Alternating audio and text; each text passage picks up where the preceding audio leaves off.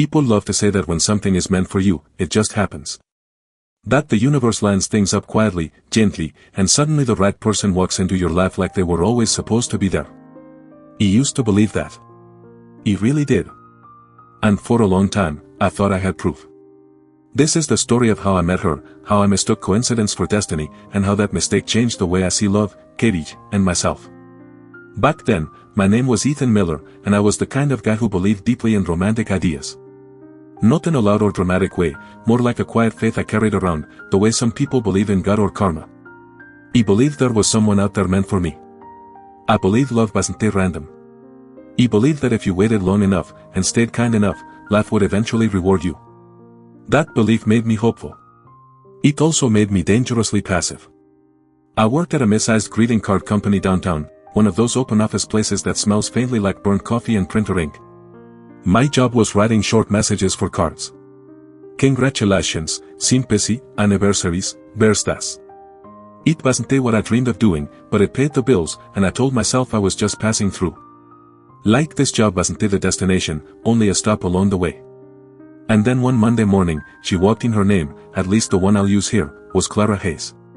She was the new executive assistant, hired directly by the CEO, which immediately gave her this quiet authority. Not the loud, demanding kind. More like the kind that made people straighten their backs when she passed by. She wasn't trying to impress anyone. She didn't need to. Clara wasn't the type of beautiful that hits you all at once. She didn't flip her hair or laugh too loud. She was calm, composed, almost distant. The kind of woman who looks like she's always thinking about something more important than the room she's standing in. The first time I saw her, she was standing near the copy machine, flipping through a stack of papers, completely absorbed. I remember thinking, she don't belong here. Not in a dramatic way. She felt out of place, like someone who wandered into the wrong story. I didn't talk to her. I didn't even smile. I just noticed her, and something in my chest tightened, the way it does when a song hits a note you didn't expect. I told myself not to be stupid. I told myself this was just another pretty face in a city full of them. But deep down, a quieter voice was already whispering, pay attention. For the first few days, we barely interacted. She walked past my desk without looking up. I watched her talk to other people, polite but reserved, always holding a coffee cup like it was an extension of her hand. She didn't laugh much. She didn't linger. By day 4, I had convinced myself that whatever spark I felt was one-sided. That she probably didn't even know I existed. And then came the elevator. It was late afternoon, one of those sluggish hours when the office feels half asleep. I stepped into the elevator just as the doors were about to close, and there she was, standing alone in the corner. The space felt instantly smaller. I nodded politely and turned to face forward, pretending to check my phone, pretending my heart wasn't beating a little faster. I had my headphones on, music playing softly. I didn't think she noticed me. But halfway down, she spoke. "You got good taste." I looked up, confused. "Sorry." She tilted her head slightly, eyes flicking toward my headphones. "That band. I haven't heard them in years." For a second, my brain stopped working. Then I pulled one earbud out. "You know them?" She smiled. Not a big smile. Just enough to soften her face. "Yeah. My brother used to play them all the time. Kind of forgot about them." That was it. That was the whole conversation. Maybe 30 seconds. Nothing extraordinary. But to me, it felt like the universe had cracked a door open. We talked about music for the rest of the ride. Used a few exchanges. Favorite albums. Old concerts. When the elevator reached the lobby, the doors opened, and the moment ended as simply as it began. She walked away without another word. I stood there longer than necessary, feeling oddly light, like something small but important had just happened. From that day on, we talked more. Nothing dramatic. Passing conversations. Comments about work. Music references slipped into casual sentences. The more we spoke, the more I realized how wrong my first impression had been. Clara wasn't cold. She was careful. She had a dry sense of humor that surfaced when she felt comfortable. She listened more than she talked. And when she did talk, it was thoughtful, measured, like she didn't waste words unless they mattered. I started looking forward to seeing her. Started noticing the little things. The way she tapped her fingers when she was nervous. The way her eyes softened when she talked about things she loved. Books. Old movies. Long walks with no destination. At some point, without realizing it, I was in too deep. The problem was, even as we grew closer, there was something missing. A warmth that never quite reached her eyes when she looked at me. A distance she never crossed, no matter how easy our conversations became. I felt it. I just didn't want to accept it. I told myself she was guarded. That she just needed time. That some people take longer to trust. What I didn't know then was that Clara didn't just move slowly when it came to love. She didn't believe in it at all. I found that out one night at a company party. It was one of those awkward corporate events with bad lighting and cheap wine, the kind everyone complains about but secretly enjoys because it breaks routine. Music played too loud. People laughed too hard. Someone spilled a drink near the bar. Clara was there, standing near the back, holding a soda instead of alcohol. I don't know what gave me the courage, but I walked over. We talked about nothing at first. Work. The food. How loud the music was. Then, somehow, the conversation drifted. I don't really do relationships, she said casually, like she was talking about a food allergy. I laughed, thinking she was joking. What does that mean? She looked at me then, really looked at me. It means I don't want to be Simeone's girlfriend. I don't want expectations. I don't want promises. I tried to keep my tone light. So you don't believe in love? She didn't hesitate.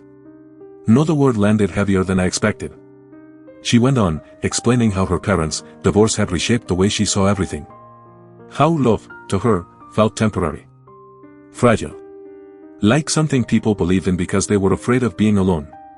I listened, nodding, but inside, something twisted. Because I believed in love the way she believed it didn't exist. And instead of seeing that as a warning, I saw it as a challenge. I told myself that if someone could change her mind, it would be me. That if I loved her gently enough, patiently enough, she would eventually see what I saw. That night, I sang at the open mic portion of the party. I don't usually sing in public. But I did it for her. I sang with everything I had, pouring feelings into notes I didn't know how else to express. She clapped. She smiled. She cheered. And when someone, a little drunk, blurted out that I liked her, she asked me directly. Is that true? I panicked. I downplayed it. Said we were just friends. That it wasn't this serious. She nodded, relieved. And somehow, despite everything, a few days later, she kissed me. Used like that. In the copy room. Unexpected. Soft. Brief. I didn't know then that this was the beginning of something beautiful, and the start of a slow, quiet heartbreak. That kiss in the copy room changed everything, even though nothing was officially different. It was quick, almost shy, like she surprised herself as much as she surprised me. Her hand brushed my sleeve, her lips barely lingered, and then she pulled back, searching my face for a reaction. I remember freezing, not because I didn't want it, but because my brain couldn't keep up with my heart. By the time I found my words, she was already stepping away, smiling like she'd just done something impulsive and decided not to overthink it. I stood there long after she left, staring at the copier, humming softly, thinking, so this is it. This is how it starts. I wish I could say I asked questions. I wish I could say I clarified what that kiss meant, what we were doing, where this was going. But I didn't. Because a part of me was afraid that if I asked, the magic would disappear. And another part of me, the louder part, was already writing a future in my head where everything worked out. From that point on, we started spending more time together. Not in a dramatic, romantic montage kind of way. It was subtle.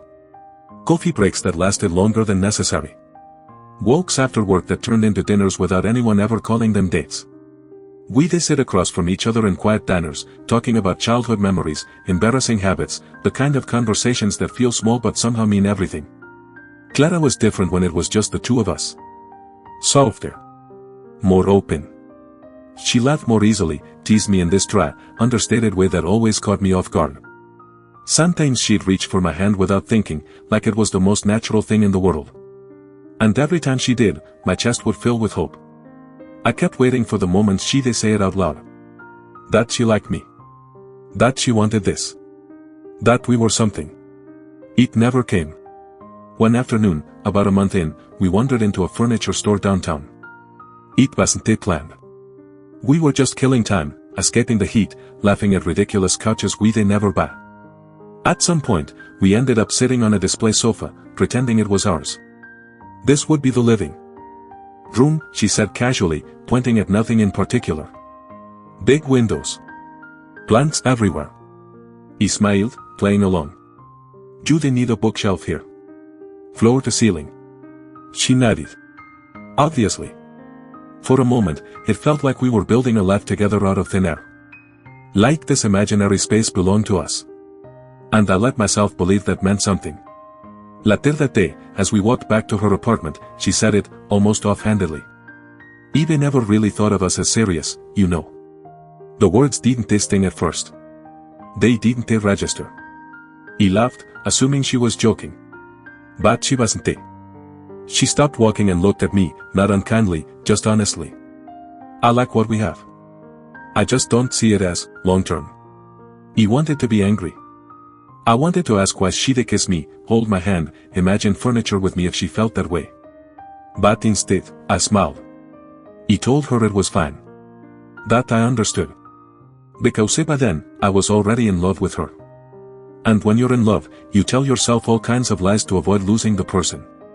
He told myself she was just scared. He told myself she needed time. He told myself love could grow if you were patient enough. And to be fair, there were moments that made those lies feel real. There was the night we sat on a hill overlooking the city, lights blinking like a scattered constellation below us. I told her about my college years, about studying architecture, about how I used to sketch buildings in the margins of my notebooks. How I quit because I was afraid my ideas weren't good enough. She listened quietly, then took my arm and said, "Draw something for me." He laughed. On what? She rolled up her sleeve and held out her forearm. Here. So I did. He traced lines carefully, mapping out a building they always imagined but never had the courage to design. She watched every movement like it mattered. When I finished, she smiled in a way that felt different. Warmer. You should have kept going, she said softly. That moment felt intimate in a way words couldn't capture. And it convinced me that she cared more than she admitted. As weeks turned into months, I fell deeper. And the deeper I fell, the harder it became to ignore the imbalance between us. She still introduced me as a friend. She still avoided labels. She still kept one foot out the door. The first real crack came one night at a bar. We were sitting close, sharing a drink, when a guy a few stools away started paying Clara too much attention. At first it was harmless. Then it wasn't. He leaned in, made comments that were clearly unwanted. Clara told him no, politely but firmly. He didn't listen. Something in me snapped. He stood up, told him to back off. The guy laughed, looked me up and down, and said, "This your boyfriend?" He didn't even hesitate. Yeah. Clara didn't say anything until we were outside. Why did you do that? She asked. To protect you, I said, still riding the adrenaline. She shook her head. I didn't ask you to. I know, but we're just friends, she said quietly. I don't need you to act like my boyfriend. That word, friends, hit harder than any insult. He lost my temper. He asked the question he'd been holding in for months. Then what are we doing? We do everything couples do. How is this not love? She looked at me with genuine sadness. I really like you, she said. I just don't want a relationship. He walked away before she could say anything else. That night, it rained. The kind of rain that feels personal, like the sky is mocking you. I lay awake, staring at the ceiling, replaying every moment, every touch, every smile, wondering how two people could experience the same thing so differently. She came to my apartment later that night. Knocked softly. Apologized. Said she didn't want to lose me. He told her it was okay. That I didn't need labels. That I just wanted us to be good to each other. And just like that, I compromised again. The months that followed were confusing. Sometimes she was distant, distracted, like her mind was somewhere else. Other times, she was affectionate, attentive, making me feel like the center of her world. He clung to those good days. But slowly, almost imperceptibly, she began pulling away. She cancelled plans. Took longer to reply. Her laughter became rarer. And then one day, she was gone. She quit her job. Left the city. No dramatic goodbye. Used the quiet exit. He spiraled. He stopped caring about my appearance. He snapped at co-workers. He went on dates I didn't want to be on, talking about Clara like a ghost that followed me everywhere. He couldn't understand how something that felt so real to me could be so easy for her to leave behind. Then, months later, I saw her again. On a train. My heart jumped into my throat. He pretended not to notice her, afraid that if I looked too long, the pain would come rushing back. But she noticed me. She smiled. She sat down next to me like no time had passed at all. We talked. Easily. Comfortably. Like old friends. She invited me to a party the following Friday. Didn't say what kind. He spent the entire week imagining a second chance. He wore my best suit. Brought flowers. And walked straight into her engagement party. The ring on her finger felt like a punch to the chest.